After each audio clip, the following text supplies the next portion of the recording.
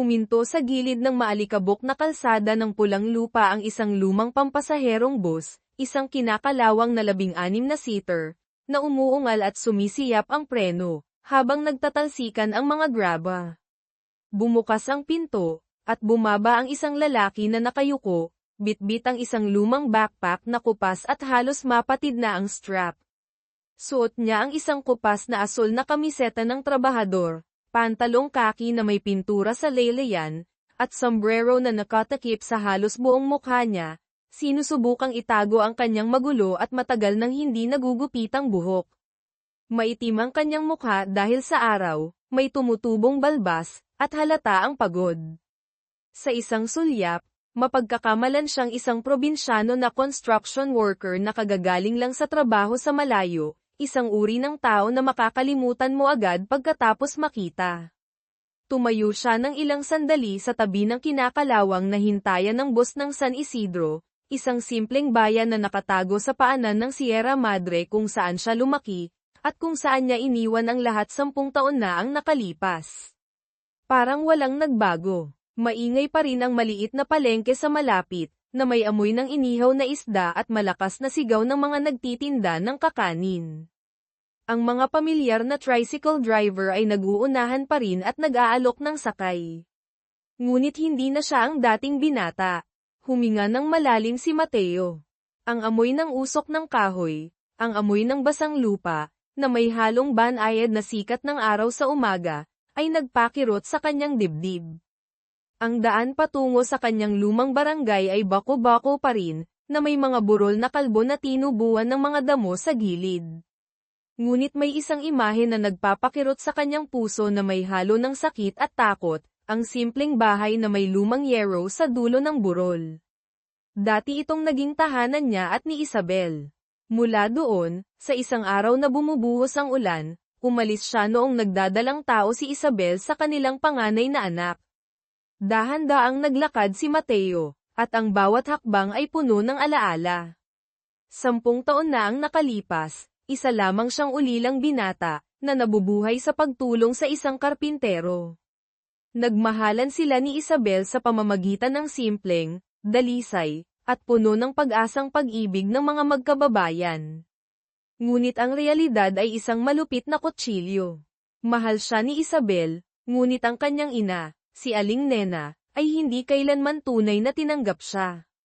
Para sa kanya, ang isang taong walang kamag-anak, walang bahay, at walang matatag na trabaho, pabigat, ay walang halaga. Sa mga unang taon, sinikap nilang mabuhay sa maliit na bahay na ipinahintulot ni Aling Nena na tirhan nila pansamantala. Karaniwang kanin at ginisang gulay lang ang kanilang kinakain, minsan may tuyo, ngunit may tawanan pa rin. Hanggang sa nagbuntis si Isabel. Doon na nagsimulang humirap ang lahat. Kumalat ang mga tsismis sa barangay na parang apoy sa damuhan. Sayang si Isabel, nagpakasal sa isang napakahirap na lalaki. Magduruse siya habang buhay. Malinaw na narinig ni Mateo ang bawat salita. Mas masakit pa ang mga gabing uuwi siyang pagod na pagod mula sa trabaho at papagalitan siya ni Aling Nena. Anong klaseng lalaki ka na hindi kayang magpakain ng maayos sa iyong buntis na asawa? Puro pangako lang. Tumahimik si Mateo, ngunit umiyak si Isabel, hiniling sa kanyang ina, "Nay, huwag mo nang sabihin yan." Sinusubukan naman niya, ngunit isang araw, nang malaglag ang murang singsing na ibinigay niya kay Isabel mula sa kanyang magaspang na daliri, naunawaan ni Mateo. Ang kanyang dignidad, ang kanyang hiya, ay nadurog. Hinawakan ng mahigpit ni Mateo ang strap ng kanyang backpack. Hindi na siya ang dating binata. Pagkaalis niya sa San Isidro, pumunta siya sa Maynila.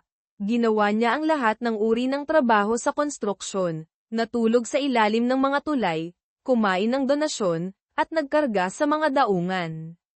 Ngunit sa pamamagitan ng kanyang determinasyon at hindi matitinag na kalooban, unti-unti siyang umakyat para maging foreman, pagkatapos ay supervisor ng konstruksyon, at natutunan kung paano pamahalaan ang mga proyekto. Sa huli, nagtayo siya ng sarili niyang kumpanya ng konstruksyon, San Mateo Builders. Ngayon, siya ay isang CEO, na nagmamay-ari ng mga pabrika at real estate sa Cavite at Laguna. Ngunit wala siyang magandang tulog sa gabi.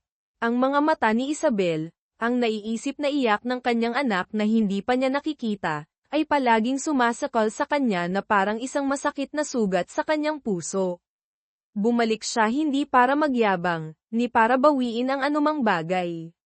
Gusto lang niyang malaman kung kumusta na sina Isabel at ang kanyang anak.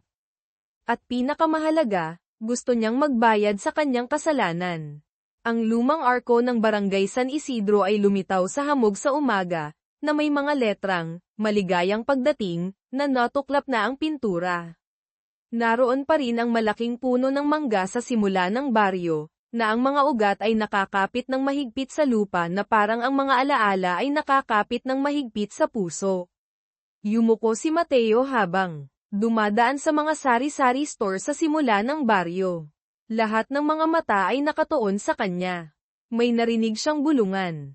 Oy, parang pamilyar ang lalaking yan, parang si Mateo noon.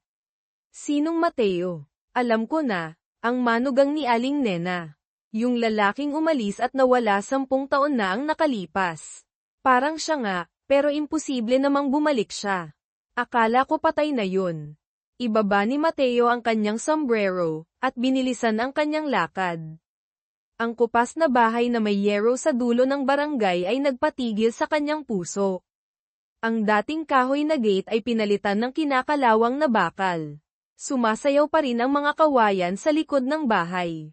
Ang daan papasok sa bahay ay puno ng mga damo. Tumayo si Mateo ng tahimik, hindi makagalaw ang kanyang mga paa, at mabilis na tumitibok ang kanyang puso. Isang batang lalaki na mga 8 o 9 na taong gulang ang abala sa maliit na bakuran, nagdidilig ng mga halaman gamit ang isang kalabangang lata. Maluwang na t-shirt, at sun-kissed ang buhok. Maliit ang kanyang pangangatawan, at mataman ang kanyang mga mata. Lahat ng ito ay nagpaiyak kay Mateo. Anak niya yun. Yun si Miguel. Mula sa loob ng bahay, may narinig siyang isang boses ng babae, medyo paos ngunit mainit. Miguel, tama na yan anak, mainit na. Pasok na sa bahay at maghilamos, at kumain na tayo ng tanghalian. Nanginginig si Mateo. Ang babaeng lumabas sa beranda ay payat, at medyo nakayuko ang balikat. Suot niya ang isang simpleng duster, at nakapusod ang kanyang buhok. Wala na ang dating kabataan, sa halip ay mga kulubat na nagpapakita ng pag-aalala, ngunit ang mga katangian, ang maliit na baba, ang manipis na kilay, ang malalalim na mata si Isabel, walang duda. Gusto niyang lumapit, ngunit nanigas ang kanyang mga paa. Biglang bumukas ang kinakalawang na bakal na gate, at isang malamig na boses ng babae ang narinig. Anong ginagawa mo dyan? Akala mo ba parketo na kahit sino pwedeng tumingin? Nagulat si Mateo. Si Aling Nena. Yumuko siya, at bumulong. Pasensya na po. Nadaanan ko lang, narinig ko na may bahay dito na kailangan ng magkukumpuni ng bubong. Construction worker po ako, nagtatanong lang po kung kailangan ninyo ng gagawa. Parehong nagulat sina Isabel at Aling Nena. Kumunat ang noo ni Isabel at tinitigan si Mateo. Ang boses ni Aling Nena ay puno ng kapaitan. Buhos ang bahay ko, pero wala kaming pera para umupa ng gagawa. Umalis ka na. Sinubukan ni Mateo na pigilan ang kanyang emosyon. Hindi po ako maniningil. Hihingi lang po ako ng tulugan at makakain. Biglang tumahimik. Lumingon si Isabel sa kanyang ina. Nay, baka pwedeng hayaan na lang natin siyang subukang kumpunihin ang beranda. Malapit na ang tag-ulan, kawawa naman kapag bumuhos pa. Sumingkit si Aling Nena, at bumantong hininga. Sige na nga, pero sinasabi ko sa iyo, mahirap kami, puro gulay lang ang pagkain namin, huwag kang mandidiri. Bahala ka, yumuko si Mateo. Opo, kaya ko po. Tumingala siya kay Isabel, na wala pang 2 metro ang layo ngunit parang isang buhay na ang nakalipas. Malalim pa rin ang kanyang mga mata, ngunit puno na ng pagod. Tumalikod si Mateo, at tahimik na itinupi ang kanyang manggas, na nagsisimulang magtrabaho muli sa sirang yero, pati na rin sa isang pusong dating nawasak. Ang tunog ng martilyo ay umalingaw-ngaw sa lumang beranda. Damaloy ang pawis sa noo ni Mateo, na tumutulo sa bawat kinakalawang na yero na maingat niyang inaalis. Ginawa niya ito na parang ito ang pinakamalaking proyekto sa kanyang buhay, dahil sa isang maling galaw lang, mawawala sa kanya ang bihirang pagkakataong mapalapit sa kanyang asawa at anak. Mula sa bakuran, tumingala si Aling Nena, at sinabi sa isang tuyong boses. Mag-ingat ka. Kapag nabali mo ang iyong leeg, huwag mong sisihin ang aking pamilya kung hindi kita binalaan. Tumango ng bahagya si Mateo, at hindi sumagot. Ang sinabi, na akala mo biro lang, ay parang kutsilyo na tumusok sa kanyang puso. Ang amoy ng usok sa kusina ay kumalat sa hangin, na may halong mga huni ng manok sa tanghali mula sa kapitbahay. Ang tanawin ay pamilyar na nakakasakit, ngunit ngayon ay puno ng pag-aalinlangan at paghamak. Naaalala niya ng malinaw na sa lugar na ito, 10 taon na ang nakalipas, umalis siya sa gitna ng isang malakas na ulan. Ang kahoy na gate ay hindi pa kinakalawang noon, at ang bahay ay natatakpan ng mga dahon ng niyog, ngunit ang puso ng mga tao ay malamig. Ang kasal ni na Mateo at Isabel ay isang madilim na hapon, nagmamadali at napakasimple na nakakaawa. Walang tent, walang handaan, mayroon lamang isang mesa na pansamantalang inilagay sa ilalim ng beranda. Ilan sa mga kaibigan ni Mateo na mga construction worker ang dumating para bumati. Habang ang mga kamag-anak ni Isabel ay nakasimangot. Nakaupo si Aling Nena at nakahalukip-kip ang kanyang mga braso, tinitingnan ang bawat galaw ng kanyang manugang. Sayang si Isabel. Ang anak ko ay maganda, edukado, maraming disenteng lalaki ang nanliligaw sa kanya, ngunit napunta siya sa isang construction worker. Totoo ngang, ang sinabing iyon ni Aling Nena, na hindi niya kailangang sabihin ng mahina, ay narinig ng buong baryo.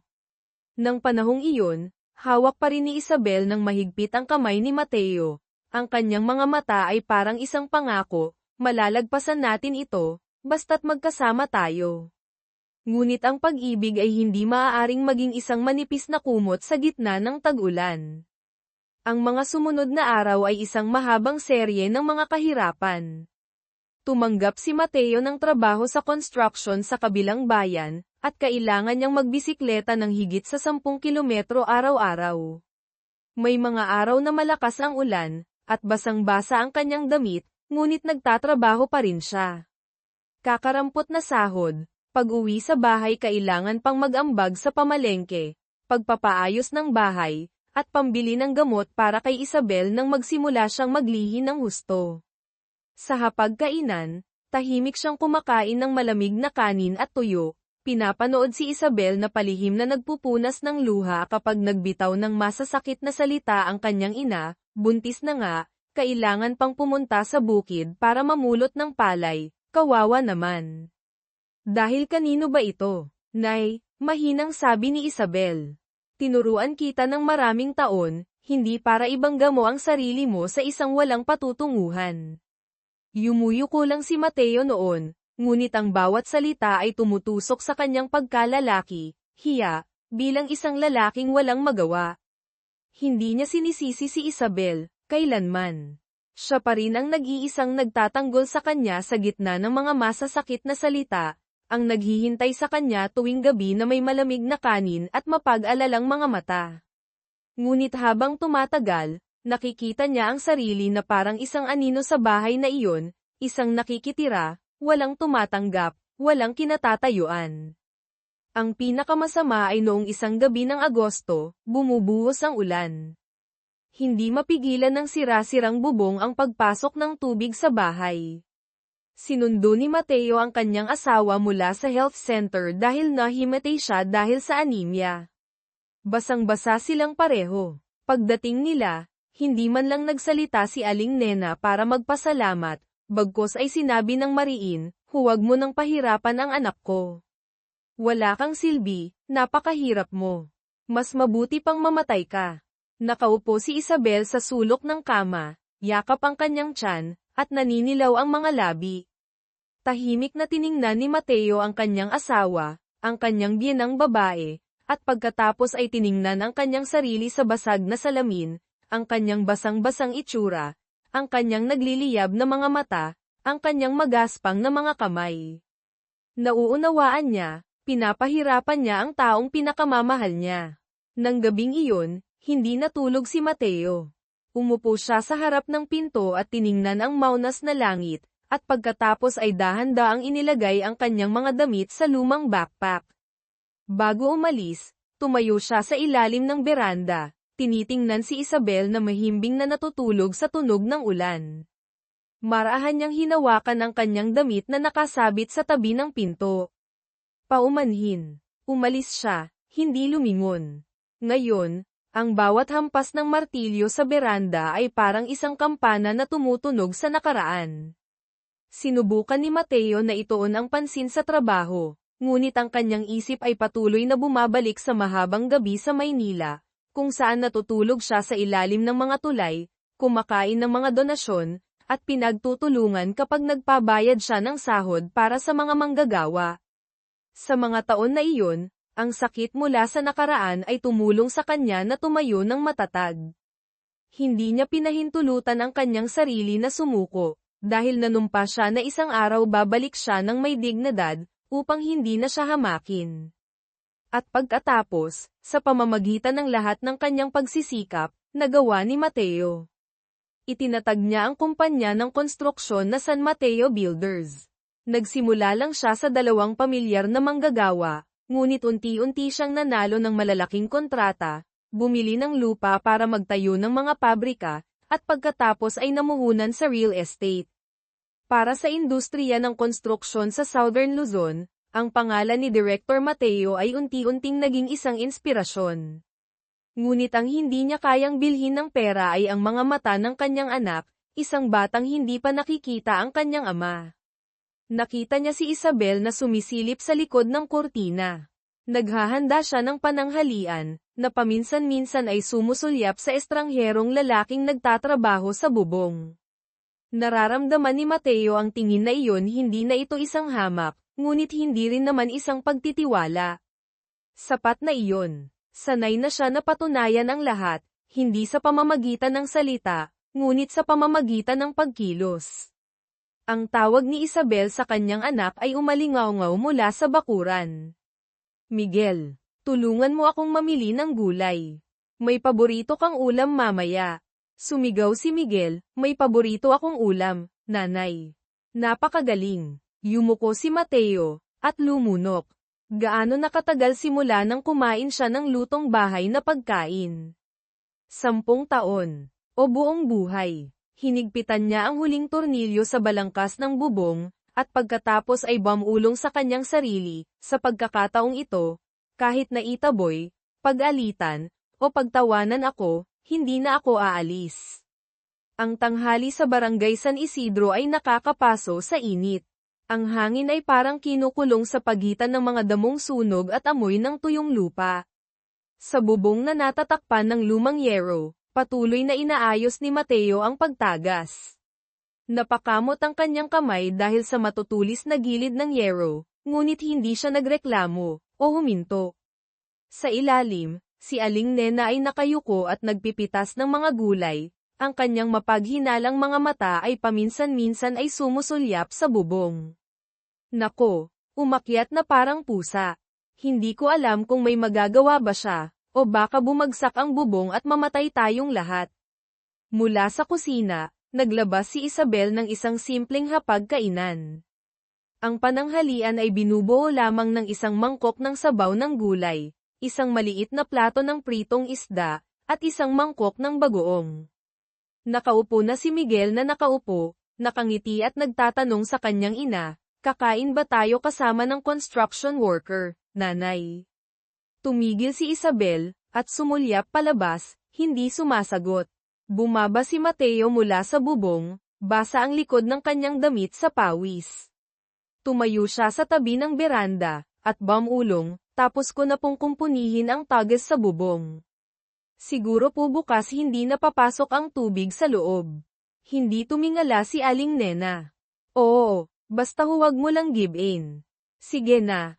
Kanin gulay lang yan, Kung kakain ka, pumasok ka na, kung hindi, umalis ka na. Lumingon si Isabel, at binigyan si Mateo ng isang mangkok at isang lumang kahoy na chopstick. Halika, kumain ka. Tumango siya ng bahagya. Pumasok, sinusubukang panatilihin ang tamang distansya. Ang hangin sa pagitan ng tatlong tao ay kakaiba na parang isang pansamantalang pamilya, na nawawalan ng isang bagay na nag-uugnay sa kanila upang maging awkward ang lahat. Umupo si Mateo sa banig. Nagtimpla si Miguel ng tubig para sa kanya at pagkatapos ay nagtatakang nagtanong, totoo bang construction worker ka, po? May asawa ka na ba? Tumawa si Mateo, at hinaplos ang ulo ng bata. Wala pa akong asawa. Kung saan ako hanapin, doon ako nagtatrabaho, hindi pa ako nagkaroon ng asawa at mga anak. Tumango si Miguel. Pareho kayo ng nanay ko. Wala rin siyang asawa. Inaalagaan niya lang ako. Ang walang malay na pahayag ay parang tumama sa dibdib ni Mateo. Napahiya si Isabel at tumalikod. Naglihis si Aling Nena. Sa panahong ito, karaniwan na ang mga solong ina. Mas masahol pa kung may asawa ka, pero parang wala. Yumuko lang si Mateo, at hindi sumagot. Pagkatapos kumain, kusang loob na naghugas ng pinggan si Mateo.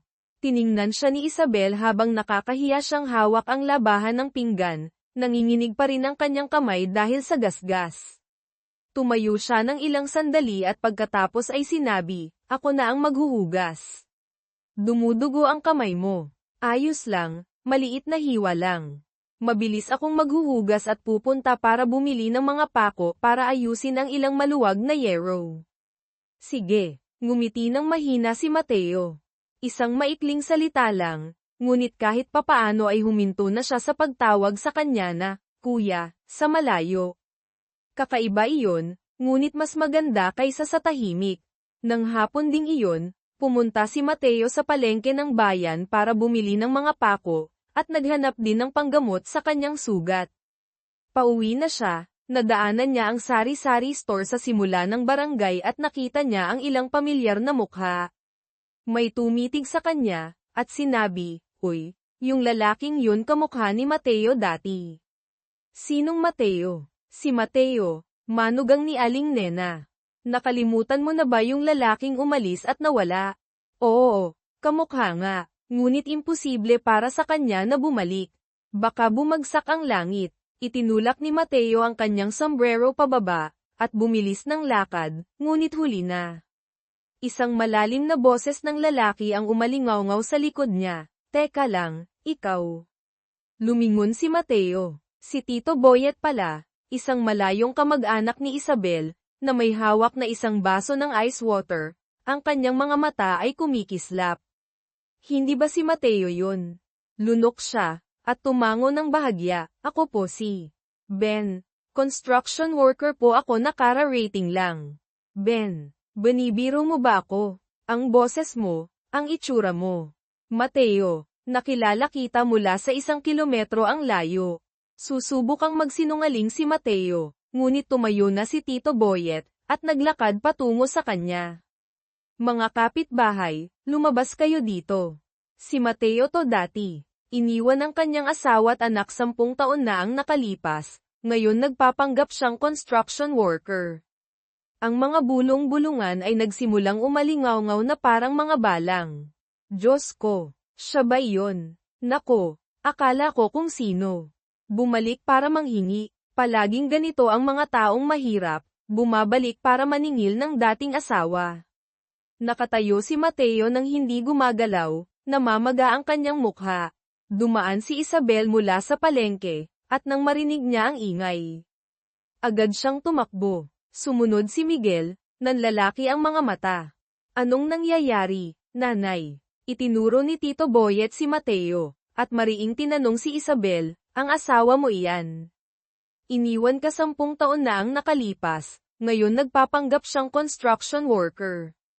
Anong balak niya? Kakarampot na sahod, pag-uwi sa bahay kailangan pang mag-ambag sa pamalengke, pagpapaayos ng bahay, at pambili ng gamot para kay Isabel nang magsimula siyang maglihi ng husto. Sa hapagkainan, Tahimik siyang kumakain ng malamig na kanin at tuyo. Pinapanood si Isabel na palihim na nagpupunas ng luha kapag nagbitaw ng masasakit na salita ang kanyang ina, buntis ka na nga, kailangan pang pumunta sa bukid para mamulot ng palay, kawawa naman. Dahil kanino ba ito? Nay, mahinang sabi ni Isabel. Tinuruan kita ng maraming taon, hindi para ibangga mo ang sarili mo sa isang walang patutunguhan. Yumuyuko lang si Mateo noon, ngunit ang bawat salita ay tumutusok sa kanyang pagkalalaki, hiya, bilang isang lalaking walang magawa. Hindi niya sinisisi si Isabel, kailanman. Siya pa rin ang nag-iisang nagtatanggol sa kanya sa gitna ng mga masasakit na salita, ang naghihintay sa kanya tuwing gabi na may malamig na kanin at mapag-alalang mga mata. Ngunit habang tumatagal, nakikita niya ang sarili na parang isang anino sa bahay na iyon, isang nakikitira, walang tumatanggap, walang kinatatayuan. Ang pinakamasama ay noong isang gabi ng Agosto, bumubuhos ang ulan. Hindi mapigilan ng sira-sirang bubong ang pagpasok ng tubig sa bahay. Sinundo ni Mateo ang kanyang asawa mula sa health center dahil nahimatay siya dahil sa anemia. Basang-basa silang pareho. Pagdating nila, hindi man lang nagsalita si Aling Nena para magpasalamat, bagkus ay sinabi ng mariin, huwag mo nang pahirapan ang anak ko. Wala kang silbi, napakahirap mo. Mas mabuti pang mamatay ka. Nakaupo si Isabel sa sulok ng kama, yakap ang kanyang tiyan, at naninilaw ang mga labi. Tahimik na tiningnan ni Mateo ang kanyang asawa, ang kanyang biyenang babae, at pagkatapos ay tiningnan ang kanyang sarili sa basag na salamin, ang kanyang basang-basang itsura, ang kanyang nagliliyab na mga mata, ang kanyang magaspang na mga kamay. Nauunawaan niya, pinapahirapan niya ang taong pinakamamahal niya. Nang gabing iyon, hindi natulog si Mateo. Umupo siya sa harap ng pinto at tiningnan ang maunas na langit, at pagkatapos ay dahan-daang inilagay ang kanyang mga damit sa lumang backpack. Bago umalis, tumayo siya sa ilalim ng beranda, tinitingnan si Isabel na mahimbing na natutulog sa tunog ng ulan. Marahan niyang hinawakan ang kanyang damit na nakasabit sa tabi ng pinto. Paumanhin. Umalis siya, hindi lumingon. Ngayon, ang bawat hampas ng martilyo sa beranda ay parang isang kampana na tumutunog sa nakaraan. Sinubukan ni Mateo na ituon ang pansin sa trabaho, ngunit ang kanyang isip ay patuloy na bumabalik sa mahabang gabi sa Maynila, kung saan natutulog siya sa ilalim ng mga tulay, kumakain ng mga donasyon, at pinagtutulungan kapag nagpabayad siya ng sahod para sa mga manggagawa. Sa mga taon na iyon, ang sakit mula sa nakaraan ay tumulong sa kanya na tumayo ng matatag. Hindi niya pinahintulutan ang kanyang sarili na sumuko, dahil nanumpa siya na isang araw babalik siya ng may dignidad, upang hindi na siya hamakin. At pagkatapos, sa pamamagitan ng lahat ng kanyang pagsisikap, nagawa ni Mateo. Itinatag niya ang kumpanya ng konstruksyon na San Mateo Builders. Nagsimula lang siya sa 2 pamilyar na manggagawa, ngunit unti-unti siyang nanalo ng malalaking kontrata, bumili ng lupa para magtayo ng mga pabrika, at pagkatapos ay namuhunan sa real estate. Para sa industriya ng konstruksyon sa Southern Luzon, ang pangalan ni Director Mateo ay unti-unting naging isang inspirasyon.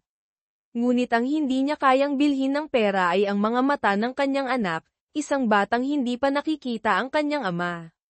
Nakita niya si Isabel na sumisilip sa likod ng kurtina. Naghahanda siya ng pananghalian, na paminsan-minsan ay sumusulyap sa estrangherong lalaking nagtatrabaho sa bubong. Nararamdaman ni Mateo ang tingin na iyon, hindi na ito isang hamak, ngunit hindi rin naman isang pagtitiwala. Sapat na iyon. Sanay na siya na patunayan ang lahat, hindi sa pamamagitan ng salita, ngunit sa pamamagitan ng pagkilos. Ang tawag ni Isabel sa kanyang anak ay umalingaw-ngaw mula sa bakuran. Miguel, tulungan mo akong mamili ng gulay. May paborito kang ulam mamaya. Sumigaw si Miguel, may paborito akong ulam, nanay. Napakagaling. Yumuko si Mateo, at lumunok. Gaano nakatagal simula nang kumain siya ng lutong bahay na pagkain? 10 taon, o buong buhay. Hinigpitan niya ang huling tornilyo sa balangkas ng bubong, at pagkatapos ay bumulong sa kanyang sarili, sa pagkakataong ito, kahit na itaboy, pag-alitan, o pagtawanan ako, hindi na ako aalis. Ang tanghali sa barangay San Isidro ay nakakapaso sa init. Ang hangin ay parang kinukulong sa pagitan ng mga damong sunog at amoy ng tuyong lupa. Sa bubong na natatakpan ng lumang yero, patuloy na inaayos ni Mateo ang pagtagas. Napakamot ang kanyang kamay dahil sa matutulis na gilid ng yero, ngunit hindi siya nagreklamo o huminto. Sa ilalim, si Aling Nena ay nakayuko at nagpipitas ng mga gulay. Ang kanyang mapaghinalang mga mata ay paminsan-minsan ay sumusulyap sa bubong. Nako, umakyat na parang pusa. Hindi ko alam kung may magagawa ba siya, o baka bumagsak ang bubong at mamatay tayong lahat. Mula sa kusina, naglabas si Isabel ng isang simpleng hapag-kainan. Ang pananghalian ay binubuo lamang ng isang mangkok ng sabaw ng gulay, isang maliit na plato ng pritong isda, at isang mangkok ng bagoong. Nakaupo na si Miguel na nakaupo, nakangiti at nagtatanong sa kanyang ina, kakain ba tayo kasama ng construction worker, nanay? Tumigil si Isabel, at sumulyap palabas, hindi sumasagot. Bumaba si Mateo mula sa bubong, basa ang likod ng kanyang damit sa pawis. Tumayo siya sa tabi ng beranda, at bumulong, tapos ko na po ang kinukumpuni sa bubong. Siguro po bukas hindi napapasok ang tubig sa loob. Hindi tumingala si Aling Nena. Oo, basta huwag mo lang give in. Sige na, kanin gulay lang yan, kung kakain ka, pumasok ka na, kung hindi, umalis ka na. Lumingon si Isabel, at binigyan si Mateo ng isang mangkok at isang lumang kahoy na chopstick. Halika, kumain ka. Tumango siya ng bahagya, pumasok, sinusubukang panatilihin ang tamang distansya. Ang hangin sa pagitan ng tatlong tao ay kakaiba na parang isang pansamantalang pamilya, na nawawalan ng isang bagay na nag-uugnay sa kanila upang maging awkward ang lahat. Umupo si Mateo sa banig. Nagtimpla si Miguel ng tubig para sa kanya at pagkatapos ay nagtatakang nagtanong, totoo bang construction worker ka, po? May asawa ka na ba? Tumawa si Mateo, at hinaplos ang ulo ng bata. Wala pa akong asawa. Kung saan ako hanapin, doon ako nagtatrabaho, hindi pa ako nagkaroon ng asawa at mga anak. Tumango si Miguel. Ha, pareho kayo ng nanay ko. Wala rin siyang asawa. Inaalagaan niya lang ako. Ang walang malay na pahayag ay parang tumama sa dibdib ni Mateo. Napahiya si Isabel at tumalikod. Naglihis si Aling Nena. Sa panahong ito, karaniwan na ang mga solong ina. Mas masahol pa kung may asawa ka, pero parang wala. Yumuko lang si Mateo, at hindi sumagot. Pagkatapos kumain, kusang loob na naghugas ng pinggan si Mateo. Tiningnan siya ni Isabel habang nakakahiya siyang hawak ang labahan ng pinggan, nanginginig pa rin ang kanyang kamay dahil sa gasgas. Tumayo siya ng ilang sandali at pagkatapos ay sinabi, ako na ang maghuhugas. Dumudugo ang kamay mo. Ayos lang, maliit na hiwa lang. Mabilis akong maghuhugas at pupunta para bumili ng mga pako para ayusin ang ilang maluwag na yero. Sige, ngumiti ng mahina si Mateo. Isang maikling salita lang, ngunit kahit papaano ay huminto na siya sa pagtawag sa kanya na, Kuya, sa malayo. Kakaiba iyon, ngunit mas maganda kaysa sa tahimik. Nang hapon ding iyon, pumunta si Mateo sa palengke ng bayan para bumili ng mga pako, at naghanap din ng panggamot sa kanyang sugat. Pauwi na siya, nadaanan niya ang sari-sari store sa simula ng barangay at nakita niya ang ilang pamilyar na mukha. May tumitig sa kanya, at sinabi, Uy, yung lalaking yun kamukha ni Mateo dati. Sinong Mateo? Si Mateo, manugang ni Aling Nena. Nakalimutan mo na ba yung lalaking umalis at nawala? Oo, kamukha nga, ngunit imposible para sa kanya na bumalik. Baka bumagsak ang langit. Itinulak ni Mateo ang kanyang sombrero pababa, at bumilis ng lakad, ngunit huli na. Isang malalim na boses ng lalaki ang umalingaw-ngaw sa likod niya. Teka lang, ikaw. Lumingon si Mateo. Si Tito Boyet pala, isang malayong kamag-anak ni Isabel, na may hawak na isang baso ng ice water, ang kanyang mga mata ay kumikislap. Hindi ba si Mateo yun? Lunok siya, at tumango ng bahagya. Ako po si Ben. Karpintero po ako, nakara-rating lang dito. Ben, binibiro mo ba ako? Ang boses mo, ang itsura mo. Mateo, nakilala kita mula sa 1 kilometro ang layo. Susubukang magsinungaling si Mateo, ngunit tumayo na si Tito Boyet, at naglakad patungo sa kanya. Mga kapitbahay, lumabas kayo dito. Si Mateo to dati. Iniwan ang kanyang asawa at anak 10 taon na ang nakalipas, ngayon nagpapanggap siyang karpintero. Ang mga bulong-bulungan ay nagsimulang umalingaw-ngaw na parang mga bubuyog. Diyos ko, siya ba iyon? Nako, akala ko kung sino. Bumalik para manghingi, ganyan talaga ang mga taong walang pera, bumabalik para maningil ng dating asawa. Nakatayo si Mateo nang hindi gumagalaw, namamaga ang kanyang mukha. Dumaan si Isabel mula sa palengke, at nang marinig niya ang ingay, agad siyang tumakbo. Sumunod si Miguel, nanlalaki ang mga mata. Anong nangyayari, nanay? Itinuro ni Tito Boyet si Mateo, at mariing tinanong si Isabel, ang asawa mo iyan. 10 taon kang iniwan, ngayon nagpapanggap siyang karpintero na bumalik. Anong balak niya? Hindi pa nakakasagot si Isabel nang sumingkit si Tito Boyet. Itinuro si Mateo, na nakayuko noon, ang likod ng kanyang damit ay puno ng putik, at nagbubuhat ng mga laryo. Oy, ikaw, lumapit ka rito. Natigilan si Mateo. Natulala si Isabel. Nakatayo si Miguel sa loob ng bahay, matindi ang kanyang mga mata na nakatingin palabas. Lumapit si Tito Boyet, at sinabi ng mariin. Ikaw si Mateo, hindi ba? May sasabihin sana si Mateo, ngunit sumenya si Tito Boyet, mas malakas ang kanyang boses. Sinabi ko na, kahit buhayin pa ako, makikilala ko ang nakayukong postura at ang boses na iyon. 10 taon na, ngayon anong balak mo pagbalik dito? Biglang natahimik, lumabas si Isabel, pumagitna sa dalawa, at nanginginig ang kanyang boses. Tito Boyet, ang bagay na ito. Anong bagay? Galit na tanong ni Tito Boyet. Asawa mo siya. Iniwan ka noong nagdadalang tao ka, ngayon nagpapanggap na estranghero na tutulong sa pag-aayos ng bubong. Sinong maloloko sa murang trick na iyon? Sumingit si Aling Marites, at nanlalaki ang kanyang mga mata. Narinig ko sa mga kapitbahay na natutulog siya sa kusina buong linggo. Pinapayagan mo ba talaga siyang tumira doon, Isabel? Mahinang sabi ni Isabel. Alam ko lang din po, ilang araw pa lang. Mula sa loob ng bahay, tumakbo si Miguel at hinayla ang damit ni Mateo. Kuya, sino sila? Miguel, pumasok ka sa bahay. Mahinang sigaw ni Isabel, ngunit hindi nakinig ang bata. Tiningnan niya si Mateo at pagkatapos ay lumingon kay Tito Boyet, at nasabi niya, siya ang tatay ko. Sabi ni nanay. Sa pagkakataong ito, parang sumabog ang buong bakuran. Ngumisi si Tito Boyet, at nag-cross ang kanyang mga braso. Tatay. Anong tatay? 10 taon na siyang umalis, ngayon babalik para maging ama. O babalik para humingi ng hati sa bahay.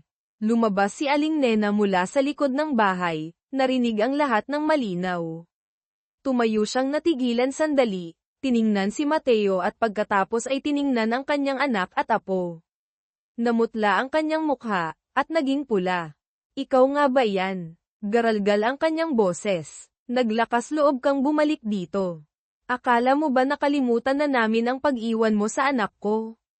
Hindi nagsalita si Isabel. Mahigpit na yamakap si Miguel sa binti ni Mateo, nanlumo ang kanyang mga mata. Yumuko si Mateo, paos ang kanyang boses. Paumanhin po, hindi ko gustong saktan ang sinuman. Gusto ko lang makita ang aking anak, at kung maaari, bayaran ang aking kasalanan. Pumalakpak si Tito Boyet, pagbabayad sala sa pamamagitan ng pagtulog sa kusina ng mga tao. O baka wala ka ng matirhan kaya bumalik ka para makakain. 10 taon walang isang salita, ngayon nagpapanggap na nagsisisi, ang galing. Tito Boyet, putol ni Isabel, Nagliliyab ang kanyang mga mata. Huwag ka nang magsalita pa. Lumingon siya kay Mateo, mas matatag ang kanyang boses kaysa dati. Hindi ko kailangan ang iyong paliwanag. Nabuhay ako ng 10 taon na wala ka. Ako ang nanganak, at nagpalaki sa kanya. Akala mo ba ilang pako lang at ilang piraso ng yero ay sapat na para burahin ang lahat? Lumuhad si Mateo, at pinagdasal ang kanyang mga kamay. Alam ko na hindi ko mabubura. Gusto ko lang magsimula muli, kung papayagan mo ako. Tumingala si Miguel, nagtataka.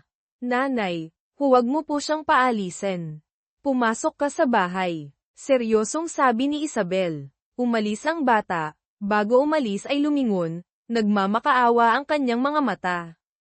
Nang hapon ding iyon, tahimik na nakaupo si Aling Nena sa sala. Umuwi na sina Tito Boyet at Aling Marites, ngunit kumalat na ang kwento sa buong barangay. Nagkulong si Isabel sa kanyang kwarto. Habang si Mateo ay bumalik sa kusina, kung saan siya nabibilang mula nang bumalik siya. Ang ilaw ng gasera ay kumikislap, ang anino ni Mateo na nakaharap sa pader ay mahaba, na parang isang tao na yumuyuko sa kanyang buong buhay dahil sa kasalanan.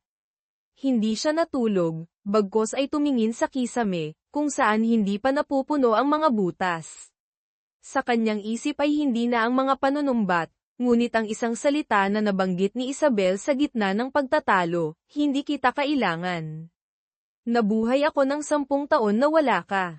Hindi iyon ang sumakit sa kanya, kundi ang katotohanan na tama siya. Wala siya noong kailangan niya siya. Kinabukasan, tinipon niya ang kanyang mga gamit, na wala namang iba kundi ang kanyang damit at lumang cellphone. Nang handa na siyang umalis, lumabas si Isabel sa beranda, hindi siya tiningnan, sinabi lang, hindi kita pipigilan na makita si Miguel. Ngunit huwag mong asahan na makakalimutan ko ang lahat ng madali. Hindi ko alam kung anong gagawin ko. Umalis ka na, para makapag-isip ako. Tumango si Mateo, ngunit bago umalis sa gate, lumingon siya. Hindi kita pipilitin, ngunit kung bibigyan mo ako ng isang pagkakataon, kahit isa lang, maghihintay ako dito, sa San Isidro na ito. Maaga pa, kakaiba ang hangin sa barangay San Isidro. Hinahaplos ng hangin ang mga bukirin, at ang manipis na hamog ay parang usok na lumulutang sa mga puno. Maagang nagising si Mateo, naghahanda para sa bagong araw ng trabaho.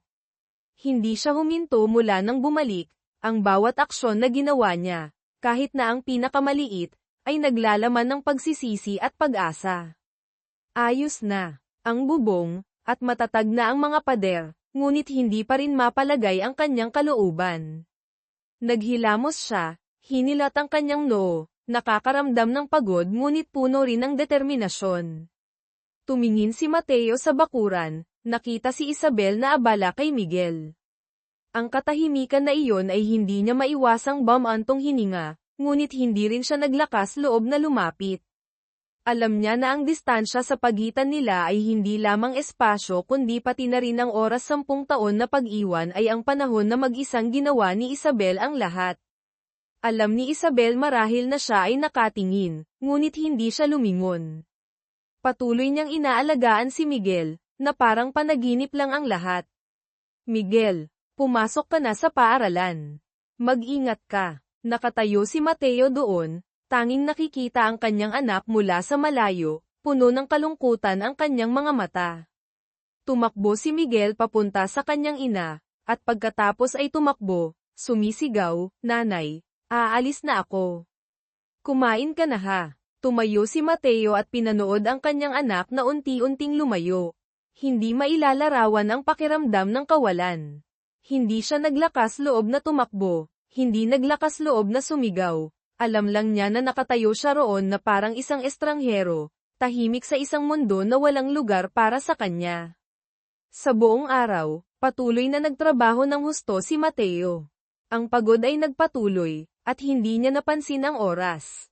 Nang lumubog na ang araw, biglang bumuhos ang ulan, na parang senyales mula sa kalangitan. Nakatayo si Isabel sa pintuan, pinapanood ang pagbagsak ng ulan. Tiningnan siya ni Mateo mula sa malayo, Nagtataka kung kaya niyang tumayo sa tabi niya at ng kanyang anak. Ngunit ang sigaw ng isang bata sa labas ng daan ay biglang nagpagising sa kanya. Nakita ni Mateo na tumatakbo si Miguel, na nakakarga ang kanyang lumang bisikleta sa gitna ng hukay. Bumagsak ang bata, namumutla ang kanyang mukha dahil sa sakit. Miguel, sigaw ni Isabel, at mabilis na tumakbo. Hindi nag-isip si Mateo, at mabilis na tumakbo. Hindi na siya isang tagamasid. Iyon ang kanyang anak. Hindi niya hahayaan na saktan ang bata. Mabilis na itinayo ni Mateo si Miguel, at nagmamadaling nagtanong, "Okay ka lang? May masakit ba sayo?" Umiyak si Miguel, "Masakit ang aking tatay." Tumakbo si Isabel, pula ang kanyang mga mata.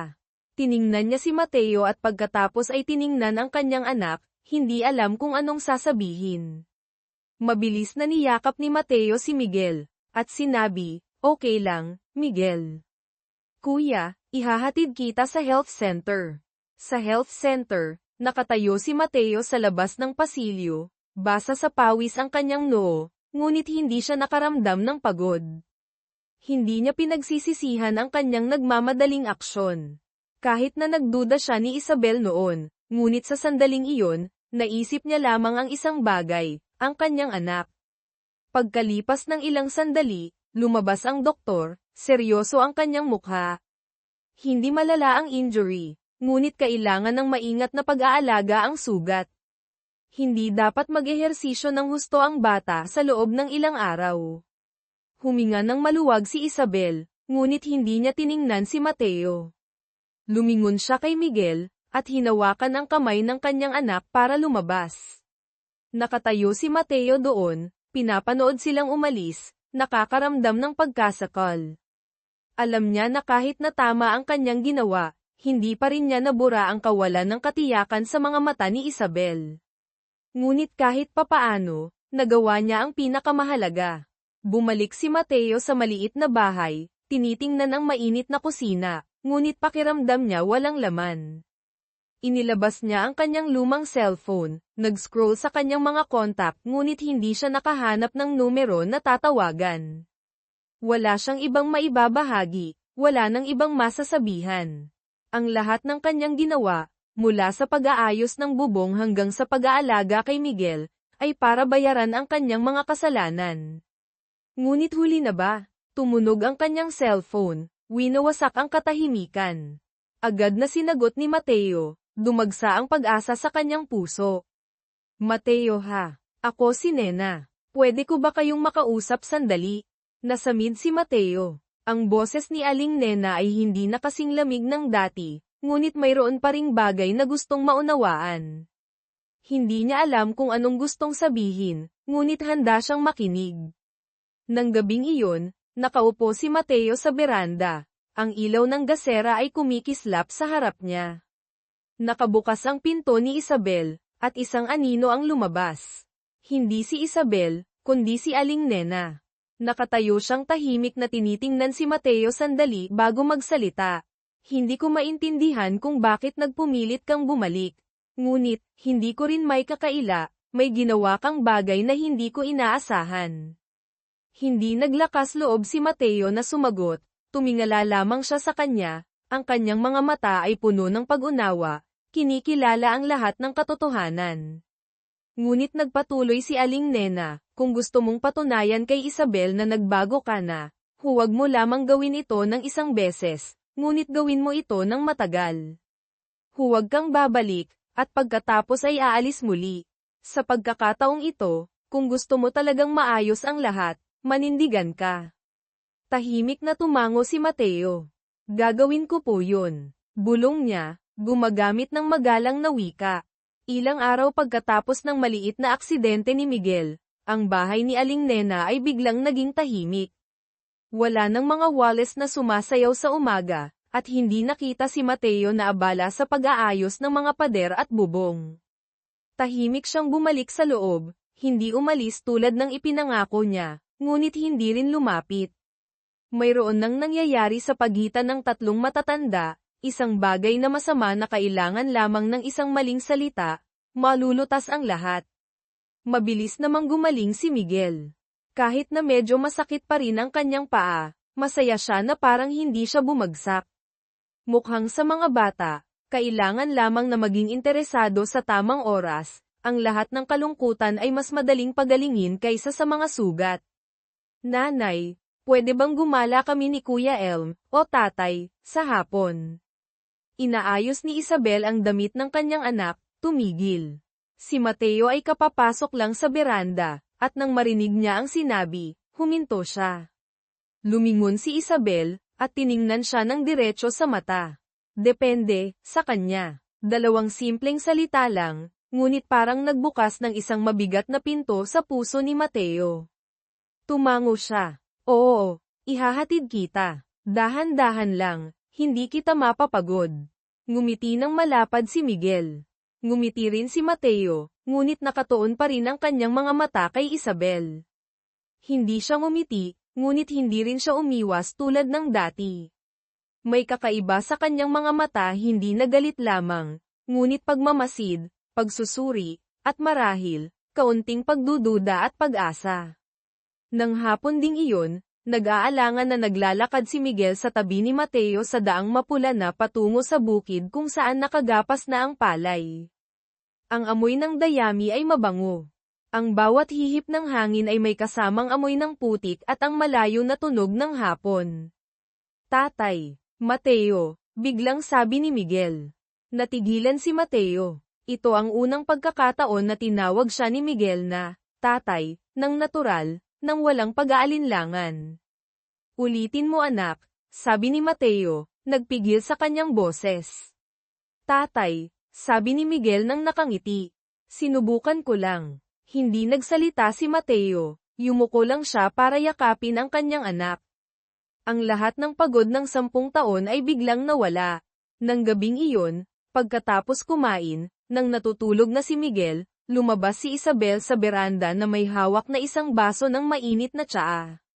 Nagliligpit si Mateo sa kusina, at nang makita niya siyang lumabas, tahimik siyang lumapit. Hindi siya umupo sa tabi niya, pinananatili ang tamang distansya. Naunang nagsalita si Isabel, hanggang kailan ka balak na tumira dito? Kapag gusto mo na akong umalis, aalis ako.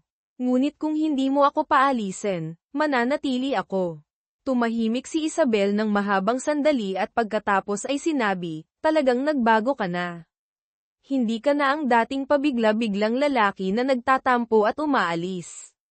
Hindi ka na rin ang taong natatakot sa paghihirap at responsibilidad. Nakikita ko na iba ka. Tiningnan siya ni Mateo, ang kanyang mga mata ay hindi na malamig, tila payapa na. Ngunit, hindi ko pa alam kung kaya kong magtiwala muli. Hindi madali ang 10 taon. 10 taon na mag-isa akong nagpalaki sa aking anak, na naririnig ang mga bulong-bulungan ng mga tao, natutunan ko na kung paano mabuhay nang hindi umaasa sa sinuman. Hindi ko gustong umasa ka sa akin.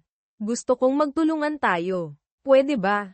Hindi sumagot si Isabel. Humigop lang siya ng tsaa at pagkatapos ay inilagay ang baso.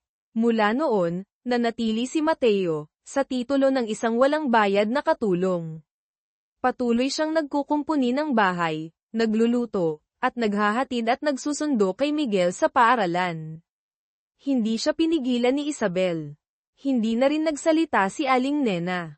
Bagamat tiningnan pa rin niya si Mateo ng hindi maganda, ngunit nang makita niya na maagang nagising siya para magluto ng lugaw, at painumin si Isabel ng gamot tuwing umaga kapag siya ay may sipon, hindi niya maiwasang aminin ang isang bagay, hindi na siya ang dating Mateo.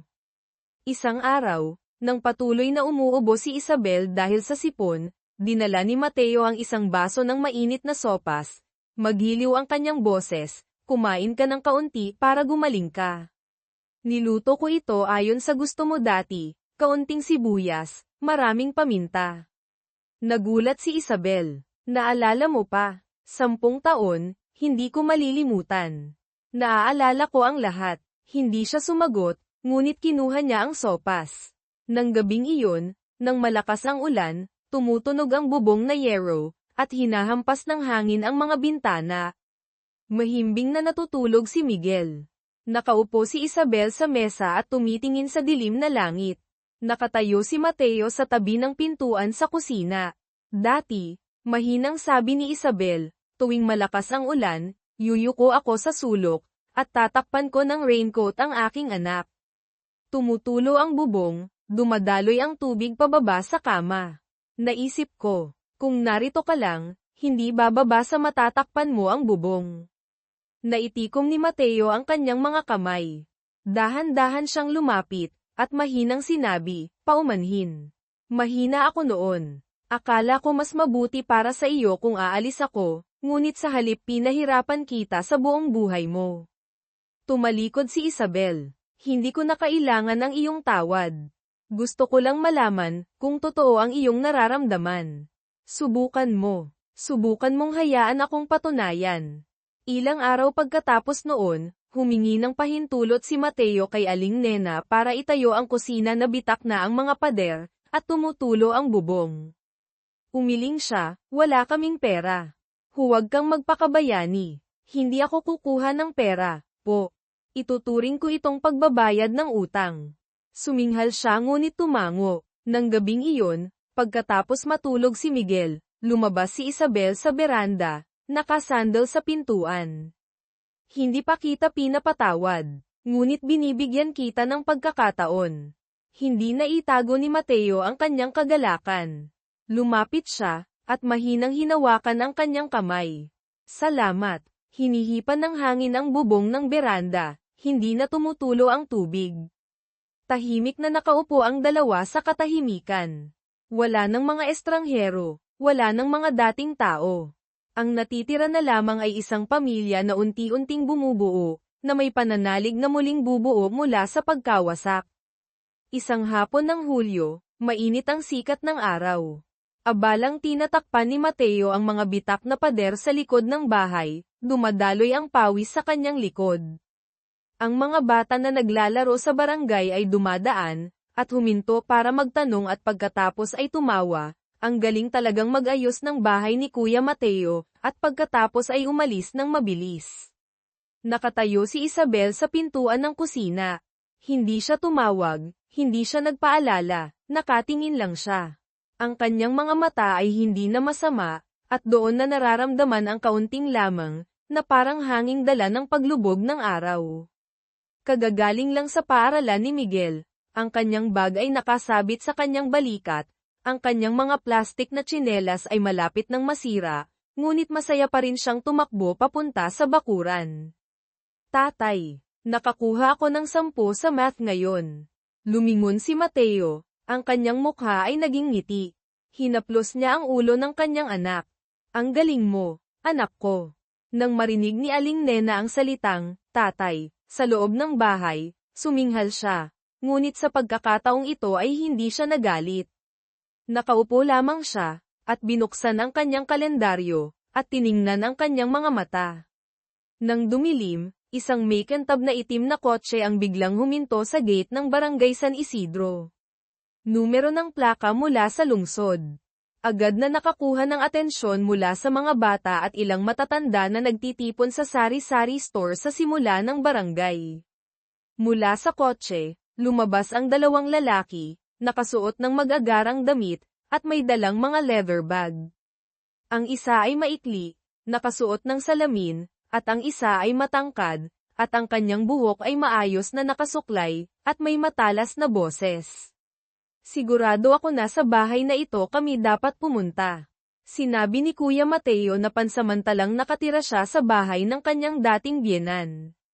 Lumapit sila sa bahay na may yero na bubong.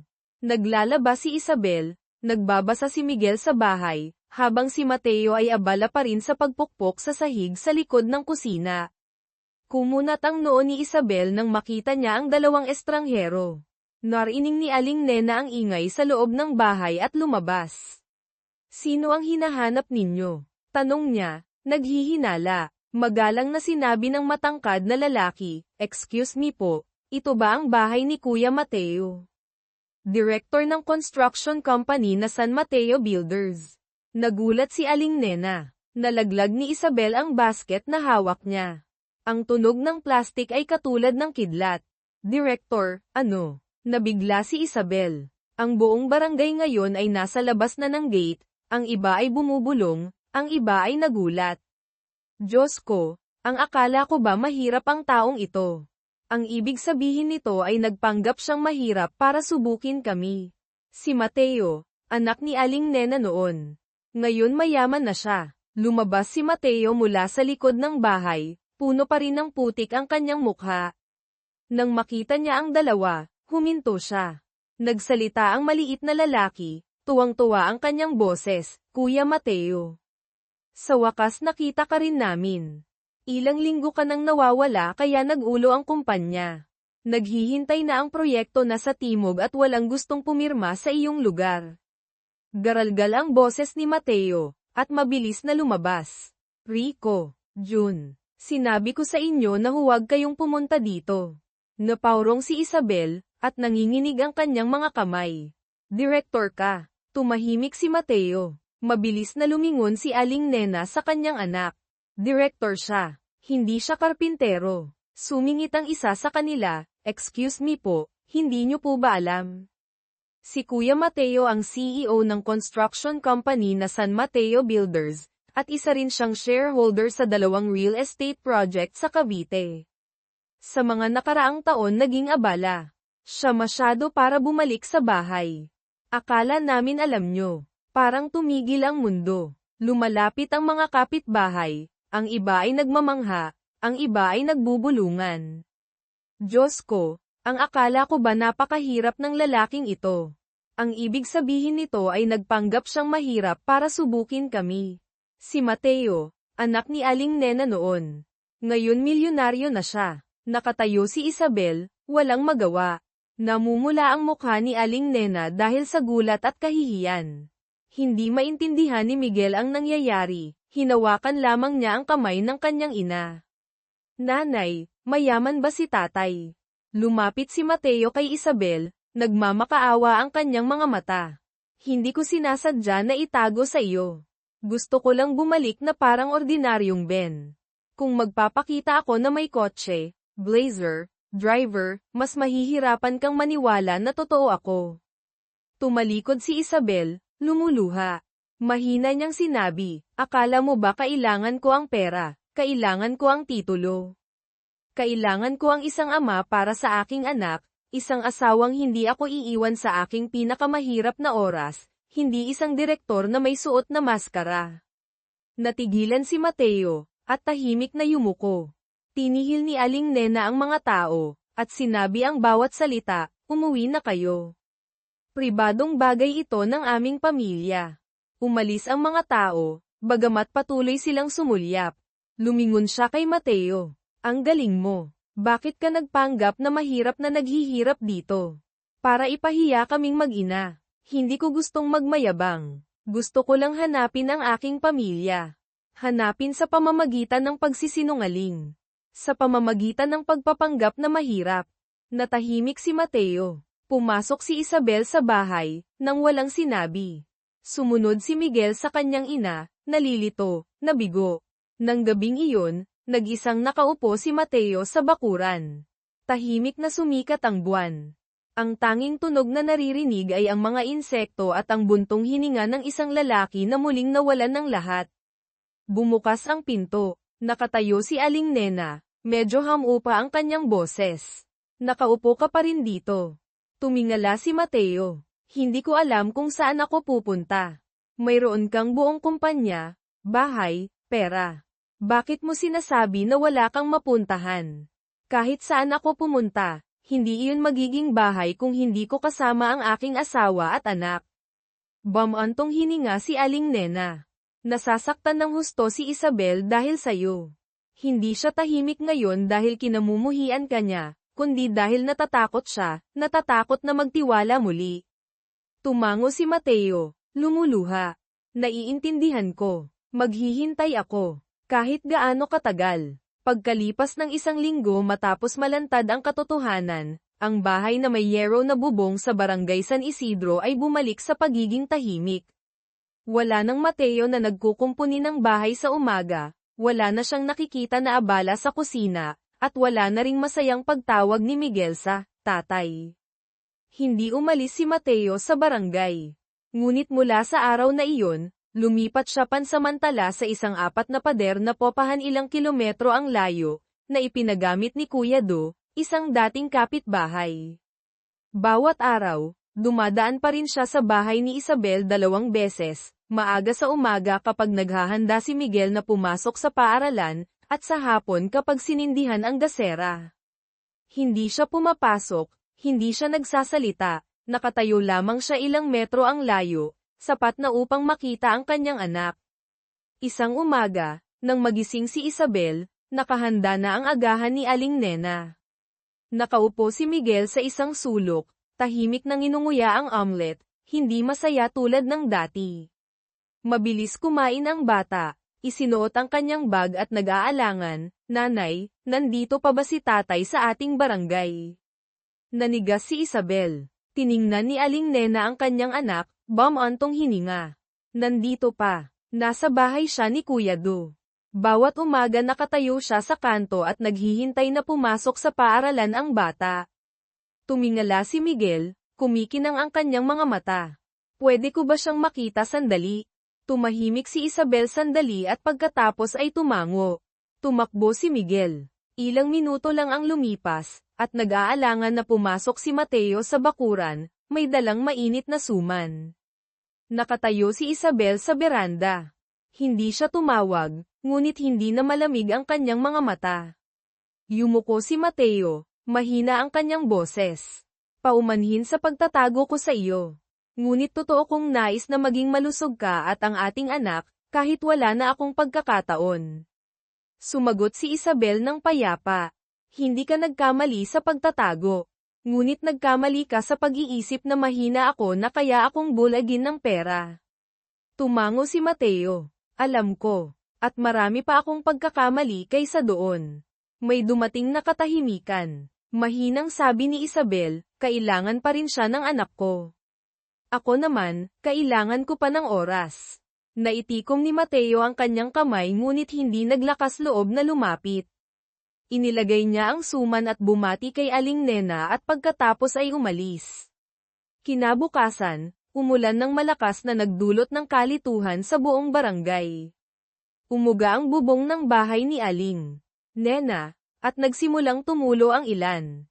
Abala si Isabel sa paglilinis ng tulugan para kay Ian nang magulat siya nang makita ang isang tao na nakasuot ng raincoat na pumasok mula sa labas ng gate.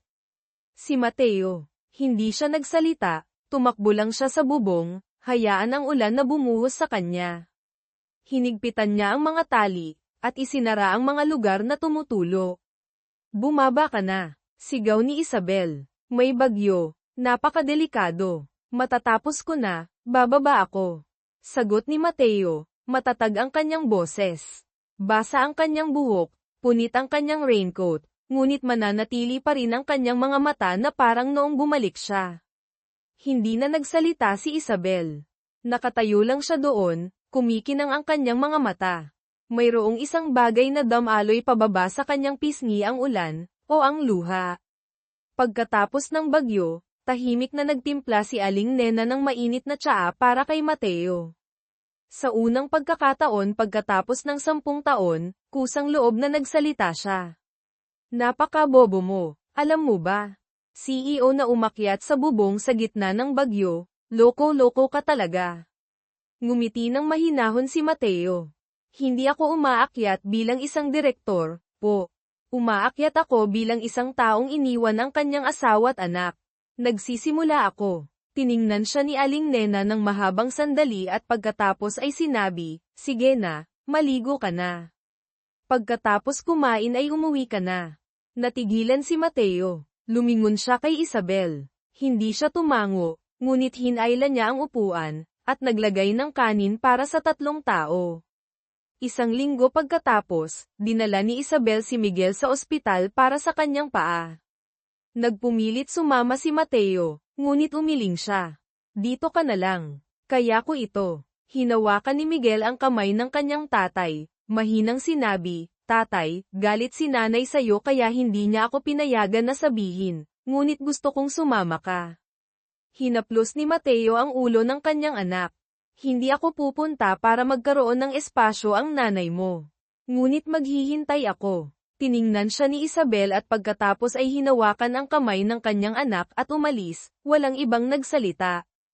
Pagkalipas ng 3 araw, nakatanggap si Mateo ng tawag sa hating gabi. Ang boses sa kabilang linya ay nagmamadali, "Kuya Mateo." Nahimatay si Isabel sa daan, nasa ospital na siya sa lungsod. Hindi na nagpalit ng damit si Mateo, nagmamadali siyang umalis sa gitna ng umaambon na ulan, nagngangalit ang kanyang puso. Ang bawat pintig ng kanyang puso ay tumitibok na parang gusto niya na sabihin, "Huwag nang mangyari muli." Pagdating niya, nakita niya si Isabel na walang malay sa kama, mapatla ang kanyang mukha. Nakaupo si Miguel sa tabi niya, hawak ang kamay ng kanyang nanay, natatakot ang kanyang mga mata. Naroroon din si Aling Nena, tinatanong ang doktor tungkol sa kanyang kalagayan. Lumapit si Mateo, at hinawakan ang kamay ni Isabel, malamig. "Isabel, naririnig mo ba ako?" Dahan-daang damilat si Isabel, mahina ang kanyang boses. "Okay lang ako. Pagod lang ako." Tumango ang doktor. Hindi pa siya bumabawi ng lubos, kasama na ang kakulangan sa tulog, at pagod sa isip kaya nahimatay siya. Ngayon kailangan niya ng pahinga. Tiningnan siya ni Mateo, at bamulong, "Nagkamali ako. Huwag kang magpakamatapang. Nandito ako. Simula ngayon, hindi kita hahayaang maramdaman ang anumang pag-iisa." Hindi na kita iiwan. Hindi nagsalita si Isabel, ngunit mahigpit niyang hinawakan ang kamay ni Mateo. Sa unang pagkakataon pagkatapos ng 10 taon, pinahintulutan niya ang sarili na maging mahina sa harap ng kanyang lalaki. Pagkalipas ng 1 linggo, dinala ni Mateo sina Isabel at Miguel sa kanyang maliit na bahay na matagal na niyang binili sa labas ng lungsod. Isang tahimik na espasyo, puno ng araw, na may isang bakuran na sapat na para magtanim si Miguel, na may isang kusina na sapat na upang magluto si Isabel. "Sa iyo ang bahay na ito," sabi ni Mateo. "Hindi ko kailangan ang aking pangalan. Dito ka nakatira, dito ako nakatira, dito nakatira si Miguel, sapat na." Tumango si Isabel. Hindi pa siya ganap na nagpapatawad, ngunit nagsimula na siyang maniwala na ang lalaking nakilala niya noon ay sa wakas bumalik na. Sa Taglagas noong taong iyon, ang Barangay San Isidro ay naging masigla na parang dati. Umalis si Aling Nena sa lungsod papuntang barangay. Nakaupo sa likod, nakangiti si Miguel, yakap ang bulaklak na ginawa niya. Si Aling Nena naman, pagkatapos niyang makita na halos mahimatay ang kanyang anak sa pagod, ay tumigil sa pagiging masama. Sa halip, tahimik niyang tinanggap na ang kanyang dating manugang na nagpainit sa kanyang ulo ay ang nag-iisang taong palaging nandyan. Ang bakuran ngayon ay hindi nakasabit ng mga dekorasyon o nagtayo ng mga tent. May mga mesa lang ng tsaa, mga plato ng mga lokal na pagkain, at gintong araw na nakakalat sa buong bakuran. Ngunit sa mga taong kasama, ito ang isang kaganapan na mas mahalaga kaysa sa kahit anong kasal. Lumabas si Mateo, nakasuot ng simpleng kamiseta, walang kurbata, walang anumang make and tab. Hinawakan niya ang kamay ni Isabel, naganap ng gumaling. Pagkatapos ng kanyang paggamot, at hinawakan niya ang kamay ni Miguel. Sabay silang pumunta sa gitna ng bakuran, kung saan nakatayo sina Tito Boyet, Aling Marites, ang mga kamag-anak na dating pinintasan, at ang iba pang mga tao na nakasilip sa bakod. Walang nagsalita hanggang sa humingi ng tawad si Tito Boyet, at humakbang.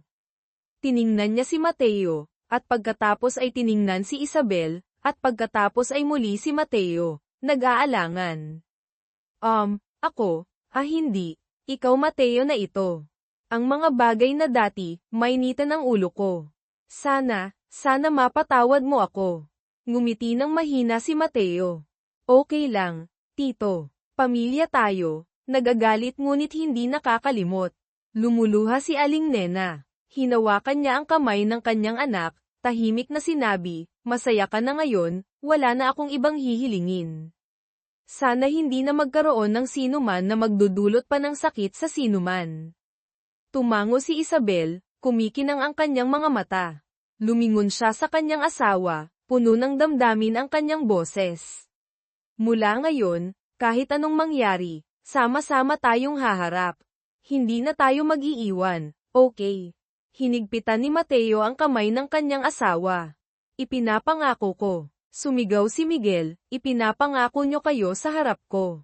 Hindi nyo pwedeng bawiin. Tumawa ang lahat. Mula nang muling nagsama, ang buhay ni Mateo ay lumipat sa bagong kabanata.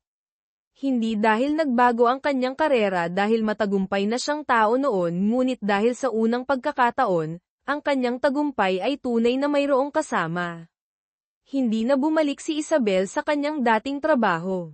Sa halip, pinamahalaan niya kasama si Mateo ang maliit na chain ng kainan, ideya mula sa simpleng kainang bahay na may malalim na pagmamahal. Hindi lamang siya asawa, ina, kundi isa ring kaibigan, isang tahimik ngunit matalas na tagapayo na hilingin ng sinumang negosyante. Sinabi ni Mateo, kaya kung umakyat ng mag-isa, ngunit ikaw ang nagpapadama sa akin na hindi ko na gustong bumaba pa. Hindi nagtagal, ang chain ng kainan ng mag-asawa na, Gosi naman, ay kumalat sa Central Luzon. Sa tuwing may trabaho si Mateo, isinasama niya si Isabel. Hindi niya gusto ang mahahabang seminar, ngunit tahimik siyang umuupo sa huling hanay, nagtatala ng mga bagay na hindi niya napapansin. At sa bawat pagkakataon, sa pagtatapos ng meeting, tinitingnan siya ni Mateo, hindi nagtatago ng kanyang pagmamalaki. Nagbago rin si Miguel. Ang bata na dating mahiyain, nagtatago ng mga pagsusulit sa kanyang bag, ay nagtiwala at